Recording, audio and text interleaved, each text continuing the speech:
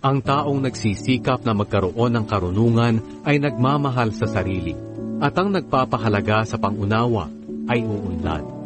Ang hindi tapat na saksi ay parurusahan, at ang sinumang nagsisinungaling ay mapapahamak. Hindi bagay sa taong mangmang ang mamuhay sa karangyaan, at mas lalong hindi bagay sa isang alipin ang mamuno sa mga pinuno.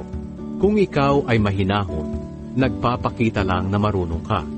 At kung pinapatawad mo ang nagkasala sa iyo, makapagdudulot ito ng karangalan sa iyo.